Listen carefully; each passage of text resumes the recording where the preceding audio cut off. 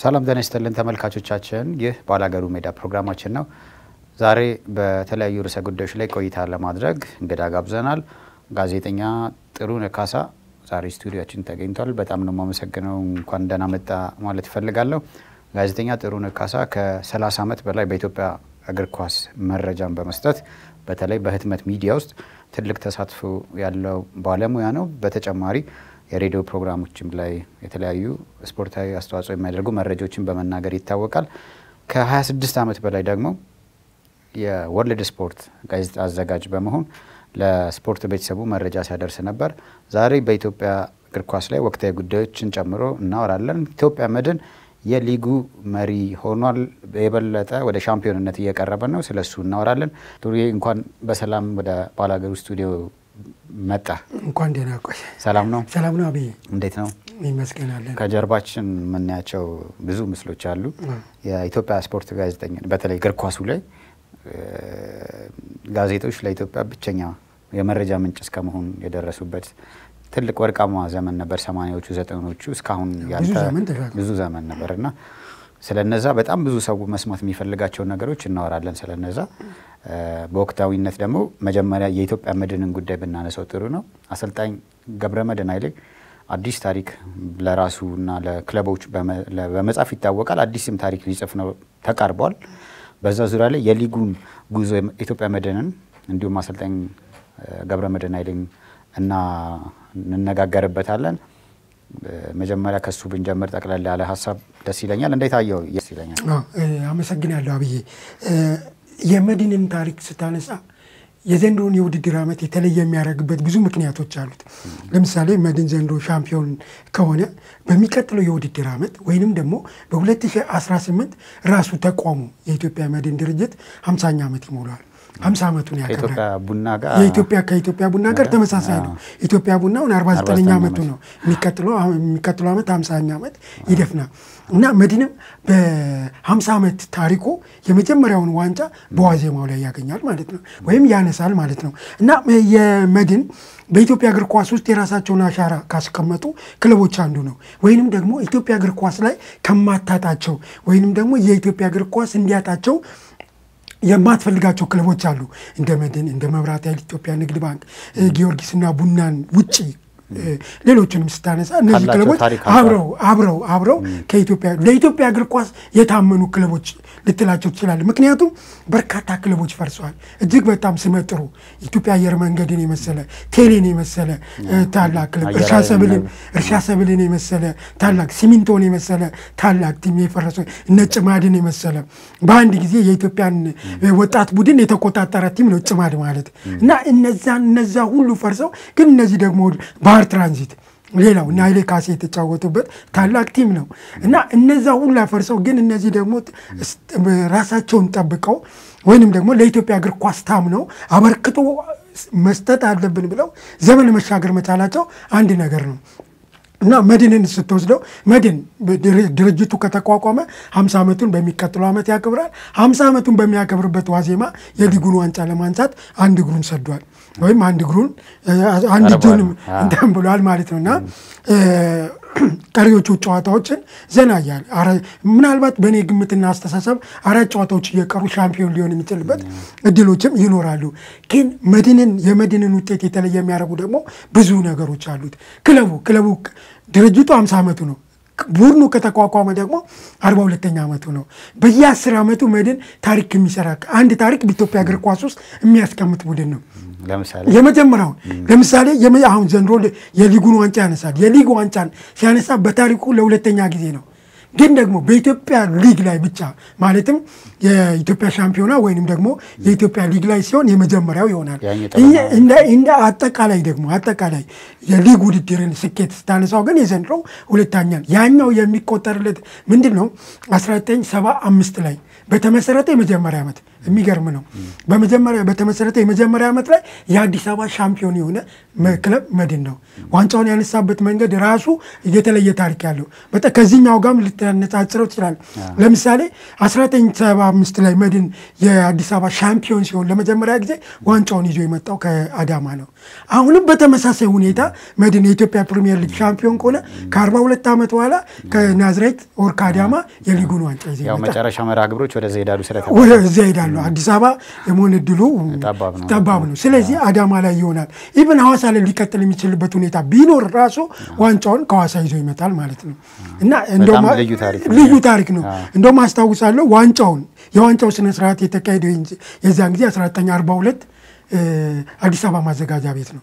መስከረም 75 ነው 1975 ሻምፒዮን የሆነ የዋንጫ ስነ ስርዓት የተካሄደው ግን 76 መስከረም ላይ ነው አዲስ አበባ ማዘጋጃ ቤት።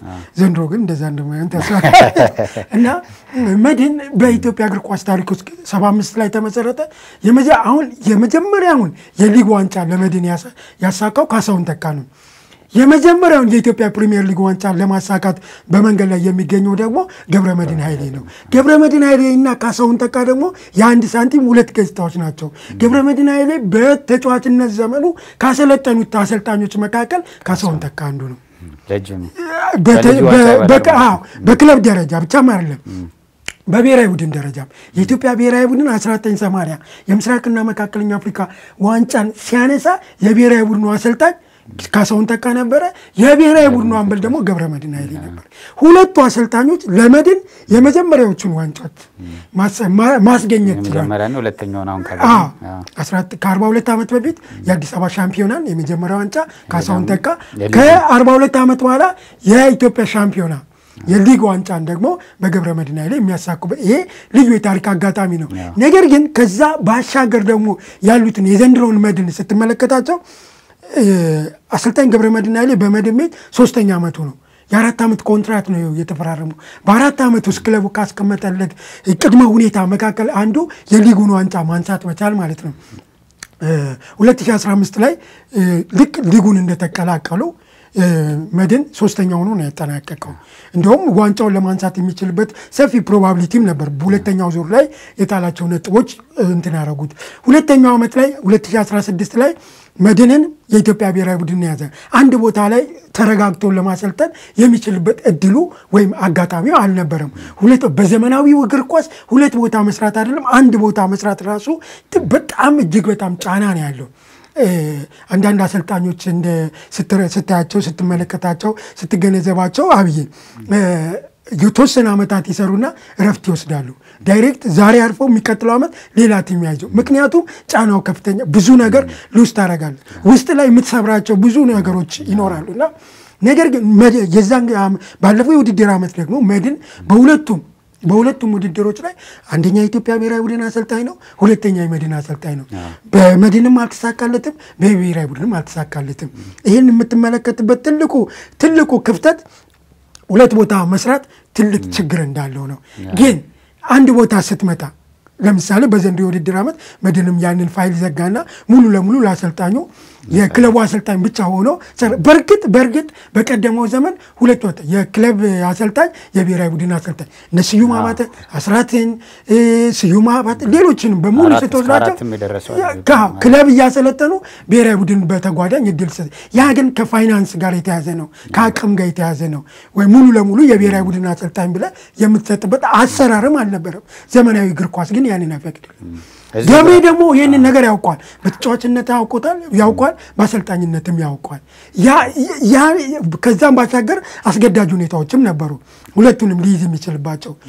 አንደኛ የኢትዮጵያ ብሔራዊ ቡድን አሁን ባለው ቁመና ከገብረመድህን ውጪ ኤክስፒሪየንስ ያለው አሰልጣኝ የለም። ለሱ ነው ቅድሚያ ልትሰጠው የምትችለው። ጥሩ ይቅርታ ወደ ብሔራዊ ቡድን ወደ ሌሎች ጉዳዮች ያው ለማያያዝ ፈልጌ ነው። ትክክል። ርዕሶቹን ሰብሰብ እንድናረጋቸው ነው። ተመልካቾች ጋዜጠኛ ጥሩነህ አንዴ ካወራ ያው ረጅም ብዙ ታሪኮች ስለም አንዱን እየመዘዘ የእውቀትን ጥግ ነው የምናየው እኛ የቆጣጣብን ቃስ ይያለን እንድናወራቸው ብዬ ነው ያቋረጥኩ። ይቅርታ የሊጉ ላይ የዘንድሮ ላይ እንቆይና ያው ተያያዥ ነገሮች እንዳሉ ነው። 4 ዓመት ቀደም ኮንትራት ስታነሳ ነበርና ብዙ ጊዜ ያው ታውቃለህ አጭር 1 አመት 2 አመት ነው የሚፈርሙት ምናልባት በቅርብ አመታት ከካሴ አራጌ ከይታገሱ አሰልጣኝ ይታገሱ እንዳለ ድሬዳዋ 4 አመት ውበቱም እንደዛው ነው ፋሲል በቅርብ አመታት ሁለቱ አሁን ገብረመድን እንደዚህ አሁን ካየን ከካሴ ውጪ የሊጉን ዋንጫ የማሳካት እድል ነበር በርግጥ ሁለተኛም ወጥቷል ኢትዮጵያ ቡና ረጅም ኮንትራት መስጠቱ አስተዋጽኦ ሁለተኛው ሁሉንም አልጨረሰም ሁለተኛ ሶስተኛ ደግሞ ስታካተተው የካሲን ሙሉ ለሙሉ የ4 አመት ውል ተሰጥቶታል ማለት አይቻልም ምክንያቱም 2012 ኮቪድ ነው አይ እሱ አሁን ሌላ ምክንያት ነው አሁን ሌላ የፈለኩት ኮንትራት ተሰጥቷል 4 አመት ሁሉ ለምን አልተከበረም እንደዚህ ነው ሌላ ሬሶች ብዙ ማሃሉ ብዙ ነገሮች አልተካከለ እንደ ኮንትራት ነው አንድ ክለቦች ብዙ ስለማይሰጡ እንደዚህ አይነት ነገሮች በቅርብ አመታት መሰጠቱ ለአሰልጣኞች የበለጠ ዋንጫም በተጠብቅ 4 አመት ኮንትራት ከሰጠ በዚህ አመት ዋንጫም ተማለቱ ተገቢ ሊሆን ይችላል በአንድ አመት ኮንትራት እየተሰጣቸው ግን አይሆንም እና አሁን አሰልጣኝ ገብረመድህን ኃይሌም በርግጥ የመጣበት መንገድ በወቅቱ ውዝግብ ስለነበረ በጸሎት ጋር ከተለያዩ በኋላ የመጣበት መንገድ ቢሆንም የክለቡ አመራሮች የወሰዱት እርምጃ ውጤታማ አድርገውላቸዋል ረጅም ኮንትራት በአሰልጣኙ ላይ እምነት አድርገው ሰጥተውታል ይሄ ራሱ አስተዋጽኦ አድርጎታል ብለ ታስባለሁ የሚለውን ለማንሳት ነው አንድ ላይ ከመድን ጉዞ ጋር እንደናገናኘው ረጅም ኮንትራት ግዴታ አሁን ቅድም እንዳልከው አብዛኞቹ አሰልጣኞች የ1 አመት ኮንትራት ነው የሚሰጧቸው እንደውም ክለቦች የክለብ አመራሮች ያሰልጣኛቸውን ስም ጠርተው ሳይጨርሱ አሰልጣኙ ይባረራል በአንድ አመት ውስጥ ምን አይነት ነገር ሰርቶ እንዲያመጣልን ነው የምትፈልገው እግር ኳስ ሂደት ነው በሂደት ነው ቡድን የምትገነባው በአንድ ጀንበር ሊገነባ የሚችል ቲም አይኖርም እንደ ቡድን ስትሰራ የረጅም ጊዜ ውል ኦር ኮንትራት ነው ያላቸው እኛ ሀገር ግን ያልተለመደ ነው እንደዚህ የ1 አመት እጅግ በጣም ካለ 2 አመት በጣም እጅግ በዛ ከተባለ 3 አመት ነው ከዛ በላይ የውል ዘመን አይሰጡም በዚህ ዘመን በዚህ ሂደት ውስጥ አንድን ክለብ አንድን ቡድን ውጤታማ አድርግልኝ ብለ ኃላፊነት መስጠት ራሱ ተገቢ አይደለም እኔ እንደ ነውርም ቆጥሯለሁ ምክንያቱም ከአንድ አሰልጣኝ ከአንድ ክለብ ከአሰልጣኙ በትክክል ውጤት የሚፈልግ ከሆነ የረጅም ጊዜ ኮንትራት ሊሰጠው ይገባል ስለዚህ አስተዋጽኦ አድርጎታል ብለ ታምናለህ ያው የ4 አመት ውል ማግኘቱ የጠቀመው እሱ ነው በሂደት የመጣበትን መንገድ ወሰደው ሲመጣ እኮ በዚህ 3 አመት ውስጥ ያመጣቸውን ተጫዋቾች ወሰዳቸው ለምሳሌ በመድን ቡድን ውስጥ ባሁኑ ቡድን ውስጥ ውጤታማ ቆኑ የቡድኑን የማጥቃትም የመከላከልም ሚና መስመር ላይ ያለውን እንቅስቃሴ በማገዝ በኩል ያሬድ ካሳይን ታምጣል ያሬድ ካሳይ ከታች ያሳደገው ተጫዋች ነው ያሬድ ካሳይ በአሰልጣኝ ገብረመድህን ኃይሌ የ4 አመት ቆይታዎች ባይኖር ኖርስ በለ ደግሞ ታስባለህ ምክንያት እና ሌሎች ተጫዋቾችንም ትመለከታለህ ሁለተኛ ወደ ተጫዋቾች ጥራትም ትመጣለህ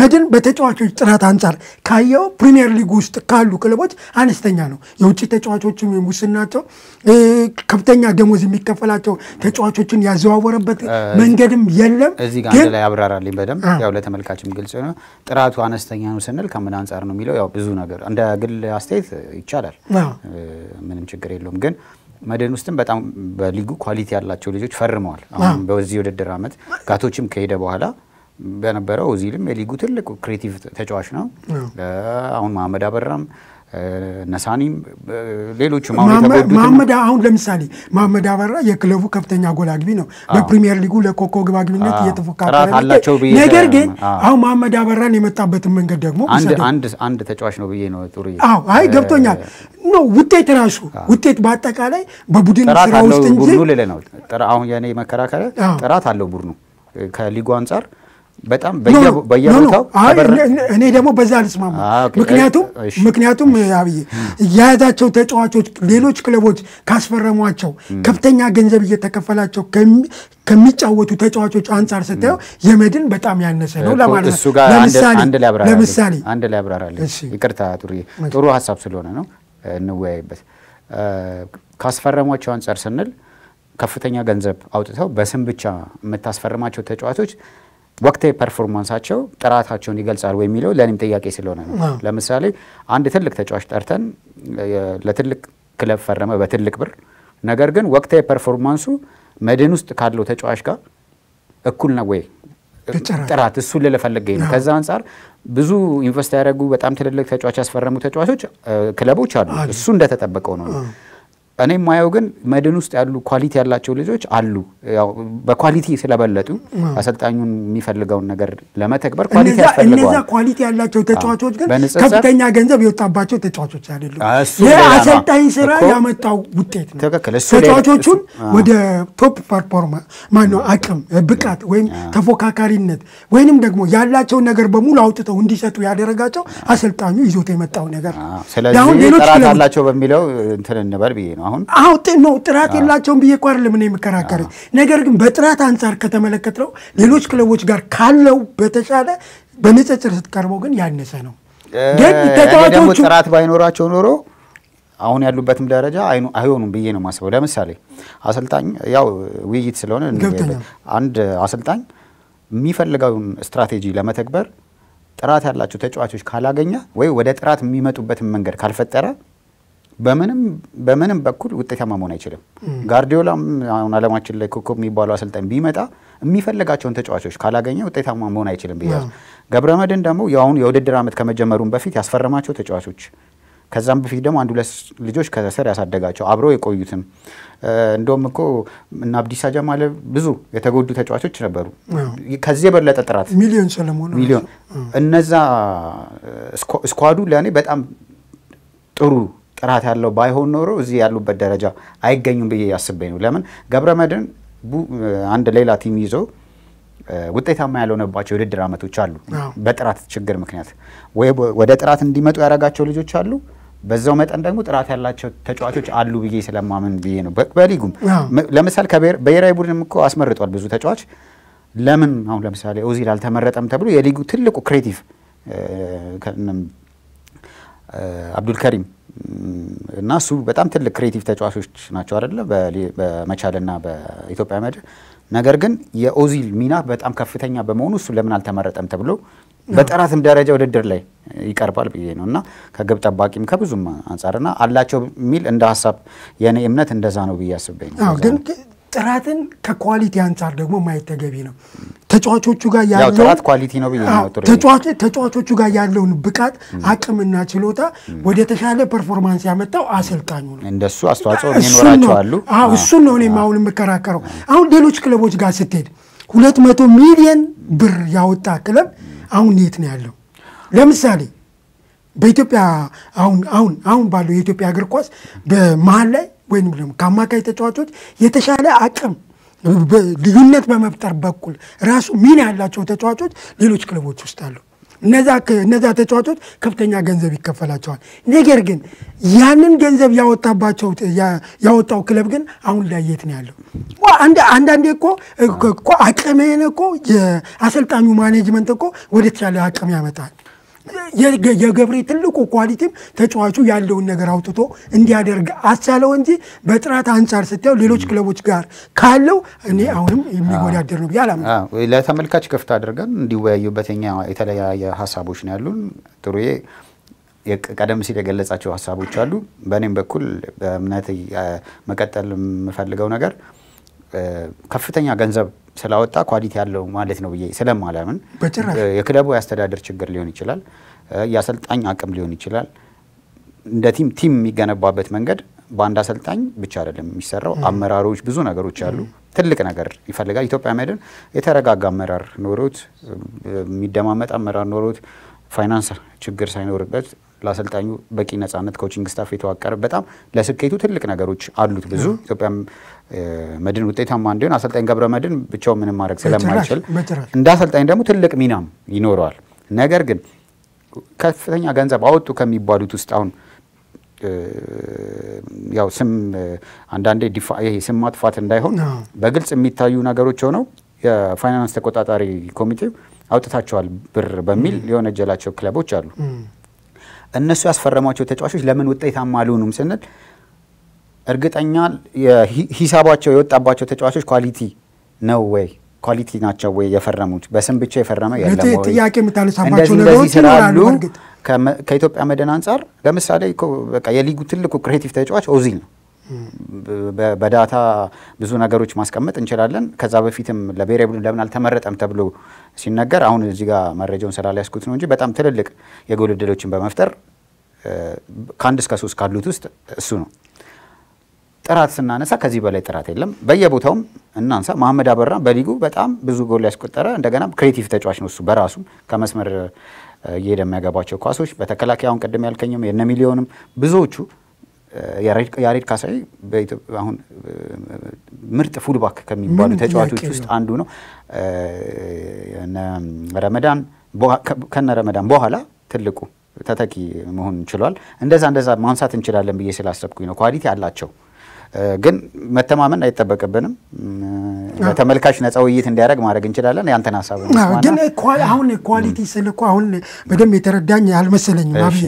ምክንያቱም በንጽጽር ስታየው ልጆቹ ጋር ያለውን አቅም አውጥተው እንዲጫወቱ ያደረጋቸው አሰልጣኙ ነው። ሌሎች ክለቦች ጋር ስትሄድ ደግሞ መድን ከያዛቸው ተጫዋቾች የተሻለ ብቃት ያላቸው አቅም ያላቸው በጥራትም የማይነጻጸሩ ተጫዋቾች አሉ። ግን እነዛ ተጫዋቾች በአቅማቸው ልክ ለክለባቸው አስተዋጽኦ እንዳያደርጉ የአሰልጣኞች ክፍተት ችግር ፈጥሮባቸዋል ነው። ይሄ ሌላ በዚህኛው ምንም ጥያቄ የሌለው አንድ አሰልጣኝ የተጫዋቾችን ኳሊቲ ከፍ ያደርጋል ዝቅም ሊያደርግ ይችላል። እሱ ብቻ አይደለም አንድ ቡድን የመረጠውን አሰልጣኝ ነው ይመስላል ይባላል። የመረጥካቸው ተጫዋቾች አሰልጣኙ ማንነት ይገልጻሉ። ገብረመድህን የያዛቸው ተጫዋቾችም የሱን ማንነት የሚያሳዩ ናቸው። ይሄ ከሚሰራው ነፃነት ጋር ሊገናኝ ይችላል። አሁን ብዙ ጊዜ አሰልጣኞች ሲፈርሙ ተጫዋቾች የሚያስፈርሙት አሰልጣኞቹ በቀጥታ የሚፈልጓቸው ላይሆኑ ይችላሉ። እንደ ገብረመድህን ነፃነት የተሰጠው አሰልጣኝ ደግሞ የሚፈልጋቸውን ተጫዋቾች ሲያስፈርም አዎ የሱ አጨዋወት የሚመቸው ነው ልንል እንችላለን። ሙሉ ለሙሉ ግን በአሰልጣኙ ነፃነት ማንም ሰው ጣልቃ ሳይገባ የሚፈርሙ ተጫዋቾች ካሉ እንዳልከው ማንነቱን ይገልጻል።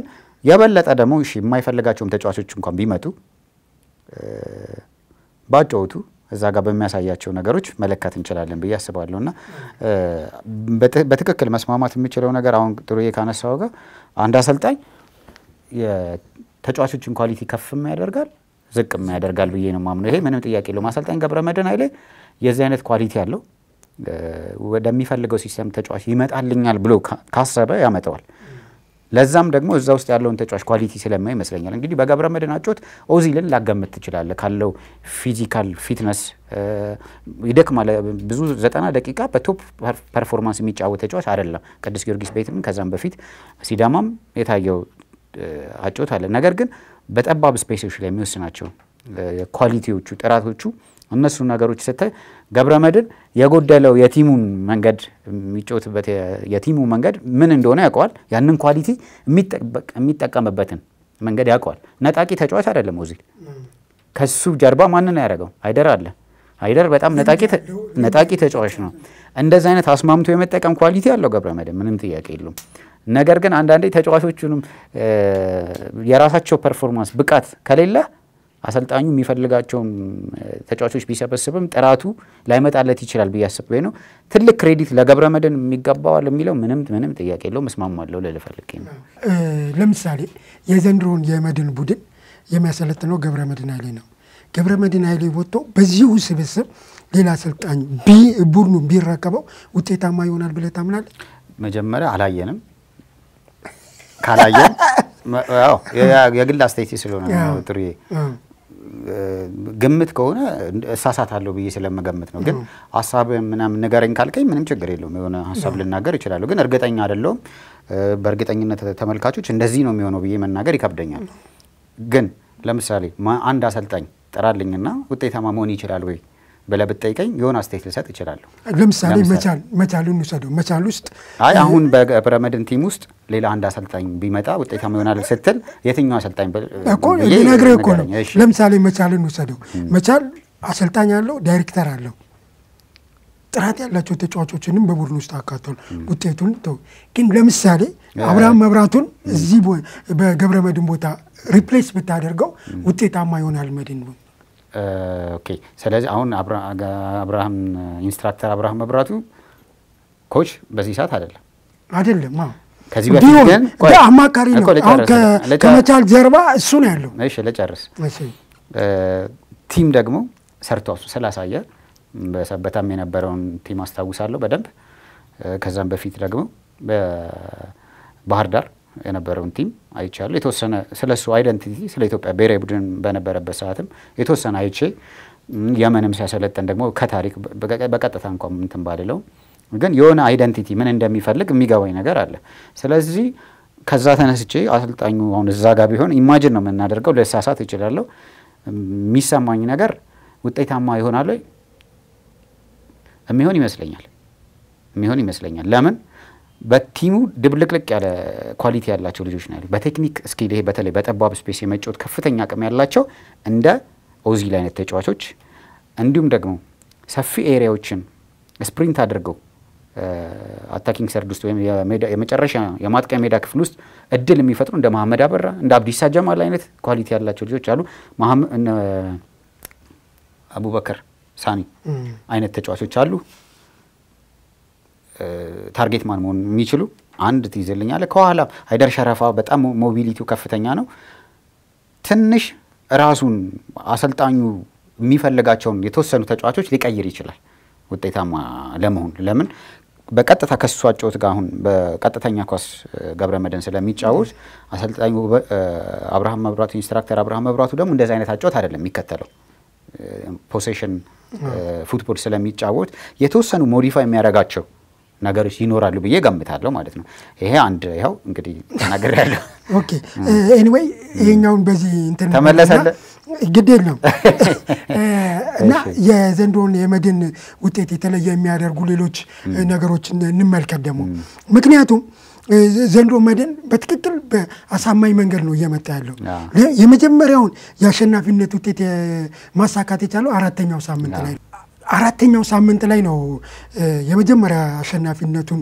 3 ነጥብ ይዞ ወጣው ከዛ በኋላ 6 ተከታታይ ጨዋታዎች 9 ተከታታይ ጨዋታዎች ያልተሸነፈባቸው ጨዋታዎች ነበሩት ውጤቱንም እንደዛው ይሄ ኮንሲስተንሲውን ጠብቆ ነው የመጣው እዚህ ለመምጣቱ ፍላክቹዌትም አላደረገም ቲሙ የምትመለከተው የተወሰኑ ጨዋታዎች ልትሸነፍ ይችላል እንደውም የማስታውሰው ሰር አሌክስ ምን ይላሉ አንድ ቲም በአንድ የውድድር ዓመት 3 ጨዋታ ከተሸነፈ የዋንጫ ተፎካካሪም ቢሆን ስኬታማ ለመሆን አይችልም የሚል ነገር አላቸው በብዙ መልኩ ስታያቸው እሳቸው ሻምፒዮን የሆኑበት ዓመትን ስትመለከት ይሄንን ትረዳለህ አሁንም መድን የተሸነፈባቸውን ጨዋታዎች ስትመለከታቸውና ሊጉን በልዩነት እየመራ ያለበትን ሁኔታ ስትመለከት ወደዛ መድረሱ ማይቀር ነው ያ ብቻም አይደለም ከሁለተኛው ጋር ያለው ነጥብ ልዩነት ወሰደው እስከ 16 ነጥብ ልዩነት እስከ 5ኛ ደረጃ ላይ ያሉት እስከ 16 ነጥብ ልዩነት መፍጠር ይችላል ያ ዝም ብሎ የመጣ አይደለም በነጽጽር ኮንሲስተንሲም ባይሆን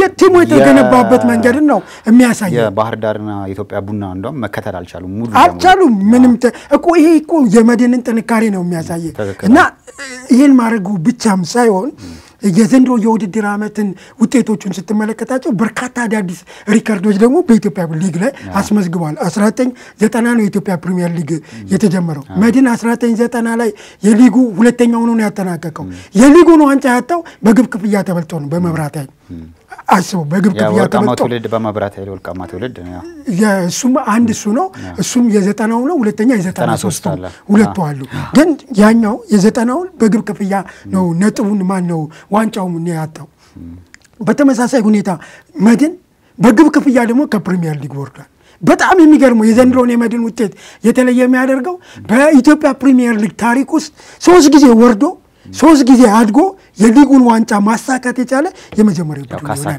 ካሳካ ማለት ነው አሁን ካለ ድሉ ሰፊ ስለሆነ ግን ይሄ ዩኒክ የሆነ እንትን ነው የኢትዮጵያ እግር ኳስ የሚተነተን የሚወራለት ነገር የለውም የሚለውን ነገር እንትን ይላል 3 ጊዜ ወርዶ 3 ጊዜ መጥቶ እንደገና የሊጉን ዋንጫ ማሸነፍ የምትችልበት ቡድን ካለ ይሄ ልዩ ታሪክ ነው ያ ብቻም አይደለም የመድንን ውጤት የዘንድሮ የተለየ የሚያደርገው ለምሳሌ ከመብራት ኃይል ጋር ከ2 ሳምንት ጨዋታ በፊት ከመብራት ኃይል ጋር የተጫወቱት መብራት ኃይልን 2-0 ነው ያሸነፉት መብራት ኃይልን ያሸነፉበት ውጤት በኢትዮጵያ ፕሪሚየር ሊግ የተሳትፎ ታሪክ አዲስ ሪከርድ ነው አብዛኛው ሚዲያ መድን መሪነቱን አጠናከረ ነው ርዕሱ ለኔ ግን ያ አይደለም ርዕስ መሆን ነበረበት ብዬ ማምነው ምክንያቱም ከመድን ሊጉን ከሚያጠናክርበት ባሻገር ወይም ጀርባ በርካታ ሪከርዶች አሉ እነዛ ወደፊት መጣው የሊጉን ጥንካሬ የበለጠ ማጉላት የሚቻልበት ነበር ማለት ነው እና ልክ መብራት ኃይልን አሸነፈ። መብራት ኃይልን ያሸነፈበት ውጤት መድን በ16 ዓመት የፕሪሚየር ሊግ ተሳትፎ ባይዘወይ አሁን ፕሪሚየር ሊጉ 27 ዓመቱ ነው። መድን ግን 16 ዓመት ነው የተሳተፈው። ከ27 ዓመት ለ11 ዓመት በፕሪሚየር ሊግ አልተሳተፈም። እና በዚህ 16 ዓመት የፕሪሚየር ሊግ ታሪክ ውስጥ መብራት ኃይልን አሸንፎ መውሰድ የቻለው 3 ነጥብ በሊጉ ታሪክ የመጀመሪያውን ከፍተኛ ነጥብ ማግኘት የቻለበት ነው። ከዛ ቀደም ብሎ የሊጉ ሪከርዱ 49 ነጥብ ነበር የመድን ማለት ነው። መብራት ኃይልን ያሸነፈ ቲሞች ምናምን ያው እንትን ይደረጋል እሱ ፍላክቹዌት ያደርጋል ችግር የለውም።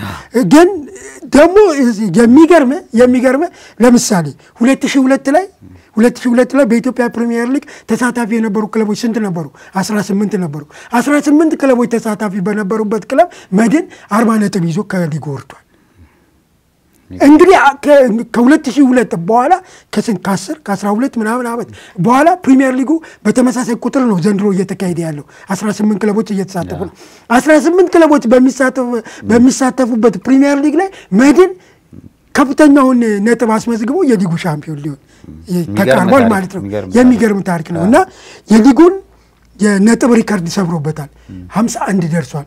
ከዛ በኋላ አንድ ጨዋታ አሸንፎ 54 ደርሷል። ያ ደግሞ ምንድነው አዲስ ክብረ ወሰን ማለት ነው። ያ ብቻም አይደለም በፕሪሚየር ሊግ የተሳትፎ ታሪክ ብዙ ጨዋታ ያሸንፈው በዘንድሮ የውድድር ዓመት ነው። 16 ጨዋታ አሸንፏል። ከዚህ ቀደም አልነበረም። መብራት ኃይልን ያሸነፈበት ጨዋታ 16ኛ የፕሪሚየር ሊግ ድሎች 15ኛ ነው የመድንን ነው በራስ በብቸኝነት ነው እና እነዚህ ሪከርዶች የተሻሻሉበት ሌሎች ማለት በኢትዮጵያ ፕሪሚየር ሊግ ታሪክ ውስጥ በኢትዮጵያ ፕሪሚየር ሊግ ያለፉት 27 ዓመት ታሪክ ውስጥ በርካታ ጨዋታዎችን አሸንፈው የሊጉን ዋንጫ ለማንሳት የሚችሉ ከቻሉ ክለቦች አንዱ ሆኗል። ግን አሁን ጥያቄ የሚሆነው መድን የኢትዮጵያ ፕሪሚየር ሊግን የምንጊዜው ሪከርድ ሊሰብር ይችላል? ጥያቄው የሪከርዱ ጊዮርጊስ ጋር ነው 84 ነጥብ አለው። አሁን ቀሪውን ጨዋታ ቢያሸንፍ መድን እዛ ላይ ይደርሳል? አይ ቲንክ አይመስለኝም። የተወሰነ ልዩነት ግን ሁለተኛው ነው ሊመዘገብለት ይችላል የሚለውን ታሳቢ ታርጋለህ። ሌላው የዘንድሮን የኢትዮጵያ መድን ስኬት የተለየ የሚያደርገው ለመድን ብቻ አይደለም፣ ለራሱ ለአሰልጣኝ ገብረ መድህን ኃይሌ አዲስ ክብረ ወሰን ሆኖ ይመጣለታል። ገብሬ እንደምታውቀው በኢትዮጵያ እግር ኳስ ታሪክ ውስጥ በርካታ ታሪኮች ያሉት ሰው ነው። ለምሳሌ ከሁለት የሀገር መሪዎች ዋንጫ የተቀበለ ሰው ነው። በተጫዋችነትና በአሰልጣኝነት የሴካፋን ዋንጫ ማሳካት የቻለ ብቸኛው አሰልጣኝ ገብረ መድህን ኃይሌ ነው። 1980 በተጫዋችነት 1994 የአስራትና ከሰውነቱ ቢሻጋ በተጫዋችነት ያስኬቱ አለ። ከዛ ባሻገር በኢትዮጵያ ብሔራዊ ቡድን ታሪክ በኢትዮጵያ ብሔራዊ ቡድን ኢንተርናሽናል ጨዋታ ማድረግ ከጀመረበት ጊዜ አንስቶ ስትወስደው 76 ዓመት ነው። በ76 ዓመት ታሪክ ውስጥ ከፍተኛ ጎል በ90 ደቂቃ ጨዋታ ክፍለ ጊዜ በርካታ ጎል ካስቆጠሩ ተጫዋቾች ገብረ መድህን አንዱ ነው። 3 ተጫዋቾች ጎል አስቆጥረዋል። ዶክተር ተቀዳ አለሙ 5 ጎል አስቆጥረዋል በብሔራዊ ቡድን። አሰግድ ተስፋዬ በተመሳሳይ ሁኔታ 5 ጎል አስቆጥሯል። 4 ጎል ሶማሌ ነው። ከሁለቱ ቀጥሎ በ90 ደቂቃ ጨዋታ ክፍለ ጊዜ በርካታ ጎል ያስቆጠረው ተጫዋች ገብረ መድህን ኃይሌ ነው። ጅቡቲ ላይ 4 ጎል አስቆጥሯል። እንደው ከጅቡቲ ጋር ሳይጫወቱ ከኃላፊነቱ ለቀቀ እንጂ ኃላፊነቱ ላይ ሆኖ ቢሆን ኖሮ የሆነ ሴንስ ይኖረው ነበር።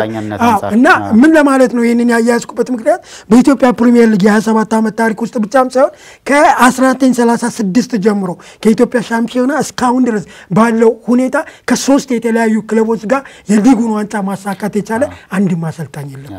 የመጀመሪያው አሰልጣኝ ሆኖ ይመዘገባል አሉ። አይ ቲንክ ታሪክ ላይ የተለያየ ክለብ ላይ ከተለያየ ክለብ ጋር ዋንጫ ያነሱት 2 ናቸው። እሱም ገብረ መድህን ኃይሌና ስዩም ከበደ ናቸው። ስዩም ከበደ ከጊዮርጊስና ከፋሲል ጋር ማሳካት ችሏል። ገብረ መድህን ኃይሌ ከጂማ አባጂፋርና ከመቀሌ ሰባ እንደርታ ጋር ማሳካት ችሏል። አሁን 3ኛ ታሪክ ነው። ብቸኛው ይሄ ሃትሪክ የሚሰራበት ብለህ ልትወስደው ትችላለህ። ከዛ በኋላ አስራት ኃይሌም 2 ጊዜ ከተለያየ ክለብ ጋር ባይሆንም በ2 ተከታታይ ዓመታት ሻምፒዮን መሆን ችሏል። ዘሩን ሸንገታም ያ ታሪክ አለው። ግን ከ3 የተለያዩ ክለቦች ጋር የሊጉን ዋንጫ በማንሳት ገብሬ በ81 ዓመት የሊጉ ታሪክ የመጀመሪያው አሰልጣኝ የሚሆን ይሄ ነው የዘንድሮውን የኢትዮጵያ ፕሪሚየር ሊግ ለመድን የተለየ ያደርጓል። በሊግ ደረጃ ተመልካቾች በደንብ ቆንጆ ታሪክ እየተነገረ ስለሆነ በሊግ ደረጃ ነው። አሁን በሊግ ደረጃ ነው እንጂ አንድ አሰልጣኝ ሌላ ቦታ ሄዶም 3-4 ዋንጫዎችን ሊያነሳ ይችላል። ጊዜ ነበሩ እንደዚህ አይነት ታሪኮች። ግን በሊጉ አዲስ ታሪክ ነው። በጣም ትልቅ ታሪክ የሚጽፍበት ነው በግሉ። ለምሳሌ እኮ ጊዮርጊስ ውስጥ አስራት ላይ በተደጋጋሚ ጊዜ ሻምፒዮን መሆን ችሏል። ነገር ግን ከጊዮርጊስ ውጪ ሌላ ክለብ ሄዶ ያንን ውጤት ያስመዘገበ አሰልጣኝ የለም ነው ጥያቄው። ታሪካችንም የሚነግረን ይህንን እውነታ ነው። ይሄ ለሊጉ አንድ ግብአት ነው። ምክንያቱም ስለ ሊግ ጥራት ስታወራ ደግሞ እንዲህ አይነት ውጤቶች እንዲህ አይነት ሪከርዶች የሊጉን ከፍታ ሊያመጡ የሚችሉ ነገሮች ይሆናሉ ማለት ነው። በጣም እናመሰግናለን ጋዜጠኛ ጥሩነህ ካሳ በምትሰጠን መረጃ በጣም ነው እኔ ደስተኛ ሆንኩት። ለምን ታሪክ አለው የኢትዮጵያ እግር ኳስ ብዙ የሚወሩ ነገሮች አሉ። በኋላ ላይ እንደውም ስለ ኢትዮጵያ ጋዜጦች ታሪክ ብዙ ስለምናወራ የበለጠ አዳዲስ መረጃዎችን የምናገኝበት እንደሚሆን አምናለሁ። በአንተም ደግሞ በታሪክ ተናጋሪነት በማስታወስ ብቃት ወደፊት የበለጠ ሀገርን ታገለግላለህ ብዬ ነው ማምነው። ደስ ብሎኛል አሁን በምናወራው ነገር። የኢትዮጵያ ፕሪሚየር ሊግ የዘንድሮ ሻምፒዮን ሊሆን የተቃረበው ኢትዮጵያ መድን ጉዞን በሚመለከት ከታሪክ አንጻር በጣም ደስ የሚሉ ያልሰማናቸው አዳዲስ ቁጥር ሪከርዶችን ጋዜጠኛ ጥሩነህ ነግሮናል። በቀጣይነት ደግሞ በተለይ ለአሰልጣኝ ገብረመድህን ሶስተኛው ዋንጫ እንደሆነ አዲስ ታሪክ እንደሚጽፍ ብዙ የስፖርት ቤተሰብ ያውቃል፣ ይጠብቃል። ስኬት እንመኝለታለን። እዚሁ ጋር እንደው ማስተያየት አሰልጣኝ ስለ አሰልጣኙ ወደ ሌላ ጉዳይ ብናልፍ ጥሩ ነው ብዬ አስባለሁና አሰልጣኝ ገብረመድህን በኢትዮጵያ እግር ኳስ ውስጥ ቀደም ብዙ ነገር ስለጠቀስን የራሳቸው ደግሞ ሀሳብ አላቸው። በአሰልጣኝነት ህይወታቸው የራሳቸው ሀሳብ አላቸው ከሚከበሩ አሰልጣኞች ውስጥ አንዱ ነው። የኢትዮጵያ ብሔራዊ ቡድን የማሰልጠን 2 ጊዜ እድል አግኝቷል። በሁለቱም አጫጭር ጊዜዎች ነው እድል ያገኘው። በአሁኑ በተለይ ደግሞ በጣም የተዋከበ ጊዜ ውስጥ ነበርና ገብረመድህን በሊግ ውስጥ ብቸኛ አሰልጣኝ አንድ ፈረስ ጉዞ እስኪመስል ድረስ የመሄድ እድል አለው እየታየም ስለሆነና የውጤት ልዩነቱ አሰልጣኝ ገብረመድህን የሚከተለው የጨዋታ መንገድ ሌሎቹ ሊግ ውስጥ ያሉትን በአንድ ክለብ ብቻ ስላልታየ ተደጋጋሚ ስለሆነ አሁን ከላይ በዚህ እንደዚህ ተበድሎ ነው እንደዚህ ያገኘው የሚሉትን ነገሮች እኛ አንመለከትም። ዋንጫ በልቷል መከበር አለበት። አሰልጣኝ ያመጣው ውጤታማ ነው አለቀ። ከዛ ውጪ እንትና ተበድሎ ነው እንደዚህ እሱ ሌላ ፋክተር ስለሆነ በእኛ ፕሮግራም መመልከት የምንፈልገው አሰልጣኙ ውጤታማነት ዋንጫ አግኝቷል፣ ውጤታማ ቡድን ሰርቷል ብለን እናምናለን።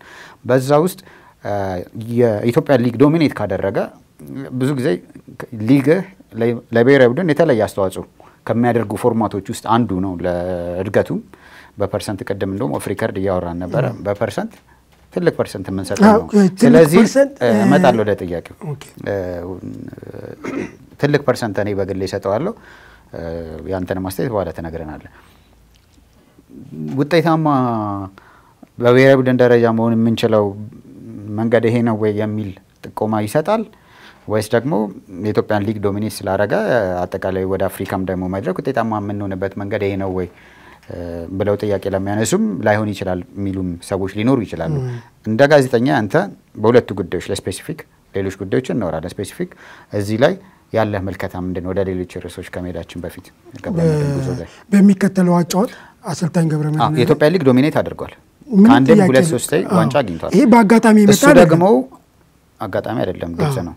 እሱ ደግሞ በግልጽነት የሚጫወትበት መንገድ አለ። ለተመልካቾች መናገር ቀጥተኛ ኳስ ማለት ብዙ ማብራሪያዎች አሉት፣ ሰፊ ነገር ነው። ነገር ግን እሱ በሚከተለው የኢትዮጵያ ሊግ ዶሚኔት አደረገ።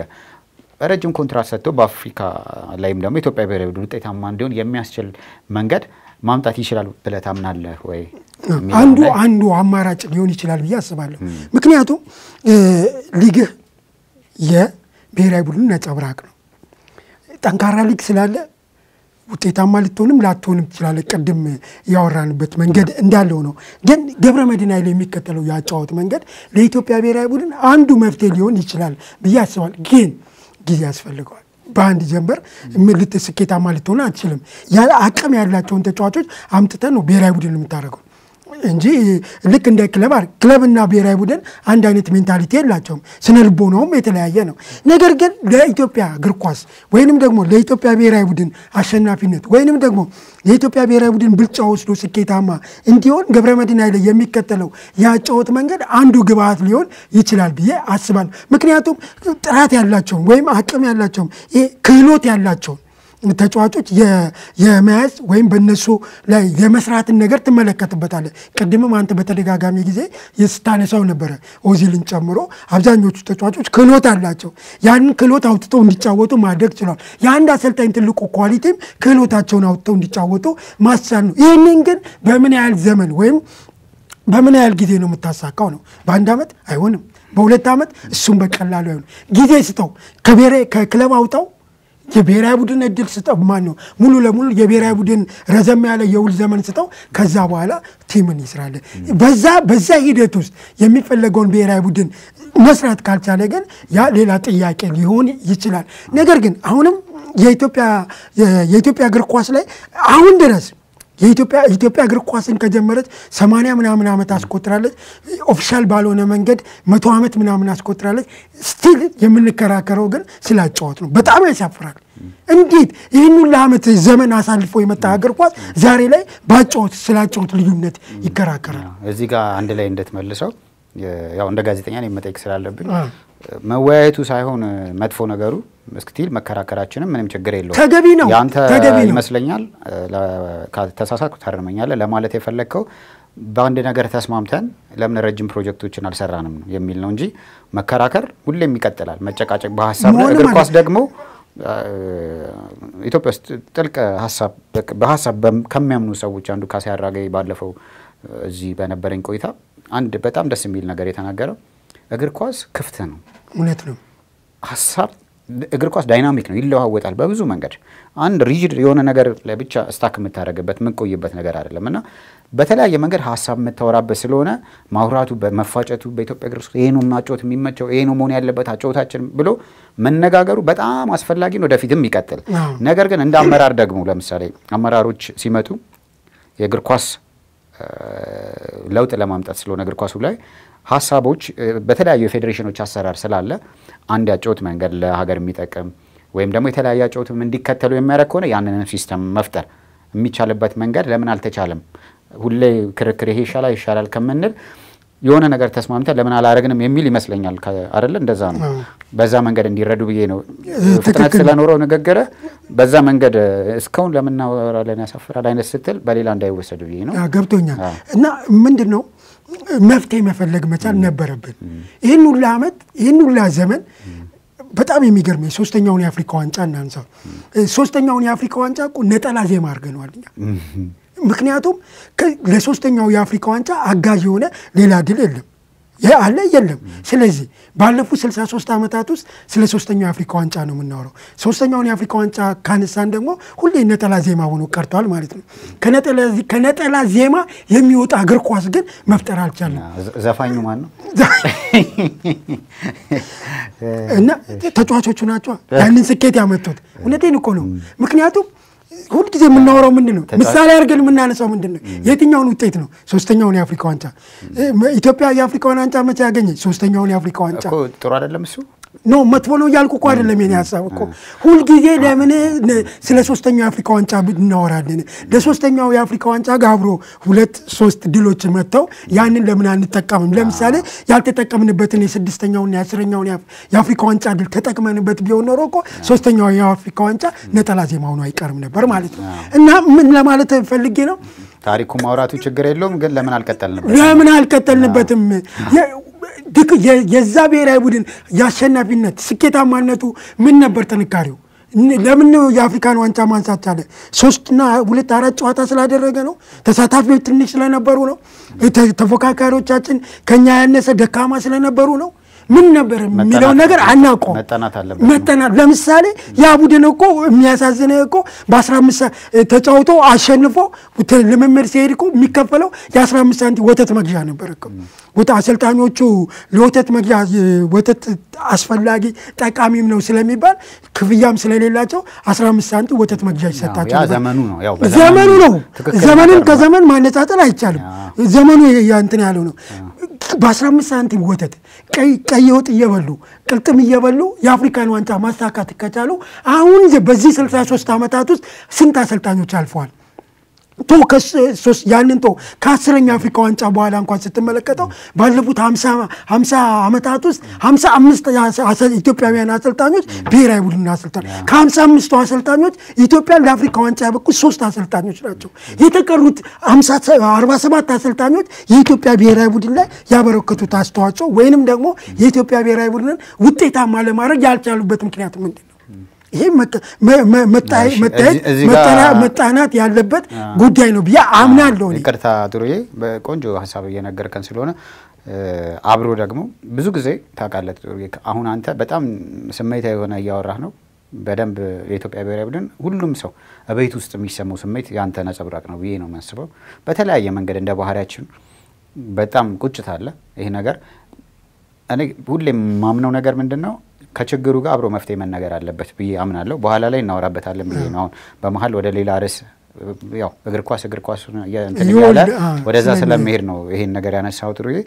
ወደ ርዕሳችን እንመለሳለን በኋላ ላይ ለብቻው የኢትዮጵያ እግር ኳስ ላይ በጋዜጠኝነት በይሁን ሁሉ አመት ስትቆይ ከቃለ መጠይቅ ጀምሮ እስከ ሜዳ ውስጥ ብዙ ነገሮች በአይነህ የተመለከትካቸው ነገሮች አሉ። እንደዚህ በቁጭት የምታወራው ነገር እርግጠኛ ነኝ ችግር ካለ መፍትሄ አለ ብዬ አምናለሁ። የሆነ የታየህ ነገር ይኖራል። ስለዚህ እንዲናርግ ብለ መፍትሄ መናገር የምትችልበት እንዲሆን ነው የኔ ምኞቴ። ችግር ካንተም በላይ ደግሞ የሚያወሩ ብዙ ሰዎች ችግር በተለያሉ ግን እኛ ጠቃሚ መሆን የምንችለው ችግሩንና መፍትሄውን አንድ ላይ ስናስቀምጥ ነው። በዛ መሰረት በኋላ በጣም ቆንጆ ነገር እንደምትነግረኝ ተስፋ አደርጋለሁ።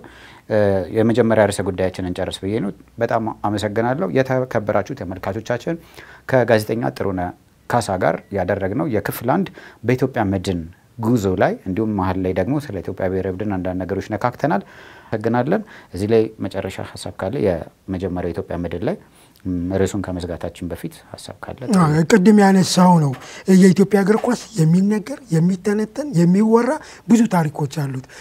መረጃ ከታሪክ አንፃር ሲሆን መረጃ ከፋክት አንፃር ሲሆን ያምራልና የመድንን ዝም ብለን አጠናከረ ከምንለው ከዛ አንግል ስትሰራው ያምራል ከሚል ነውና አይ ቲንክ የውድድር አመቱ ከተጠናቀቀ በኋላ ደግሞ መድን ሻምፒዮን የመሆን እድሉም ሰፊ ነው።